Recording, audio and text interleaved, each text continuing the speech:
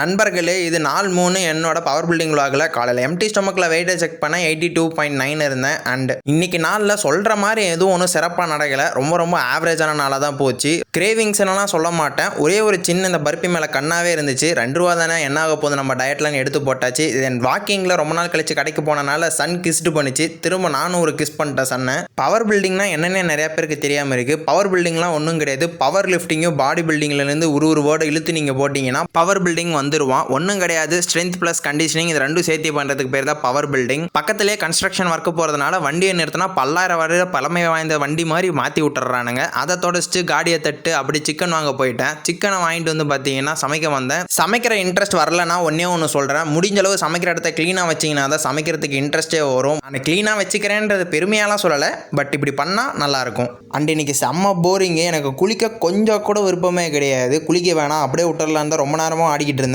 But இருந்தாலும் இந்த ரொட்டீனை விட்டுட்டா வேறு வழி கிடையாதுன்னு போய் குளிச்சுட்டு வந்துட்டேன். விருப்பம் இல்லாமல் குளிச்சனாலே வேணுமோ லிட்டரலி உண்மையாகவே 8 வாட்டி சோப்பு கையை விட்டு தவறி போச்சு. சரியான கடுப்பு. தென் ஒர்க் இருந்துச்சு, அதெல்லாம் முடிச்சுட்டு ஒரு 30 மினிட்ஸ் ஸ்னாப்பை போட்டு சரியான பசி. ப்ரீ ஒர்க் அவுட்டுக்கு எதுவுமே கிடையாது. ஒரு பனானாவை தட்டிட்டு எனக்கு டெட் லிஃப்ட் தான் மெயினாக பண்ண போகிறோம். பட் ரொம்ப நாள் கழிச்சு பண்ணுறதுனால 156 kgல 4 reps 4 செட்னு பண்ணேன். வீக்கெண்டுன்றதுனால ஜிம்மில் கூட்டமும் கிடையாது. டெட் லிஃப்ட்டும் நான் மட்டும் தான் தனியாக பண்ணிக்கிட்டு இருந்தோம். தென் ஒரு வழியாக பேக் ஒர்க் அவுட்டை முடித்தேன். ரொம்ப நாள் கழிச்சு இன்டென்ஸாக பண்ணுறதுனாலே என்னமோ கை தாறு மரம் வலிச்சது. நாளைக்கு வச்சிருந்த பனானாவை ப்ரீ ஒர்க் அவுட்டாக இன்றைக்கே சாப்பிட்டனால நாளைக்கு பனானா இல்லை. அதனால பனானா கடைக்கு போயிட்டு பனானாவை வாங்கிட்டு வந்துட்டேன். டின்னரை சாப்பிட்டு நாளை முடிச்சிட்டேன். ஃபாலோ பண்ண 2 செகண்ட் கூட ஆகுது. மறக்காம ஃபாலோ பண்ணிக்கோங்க.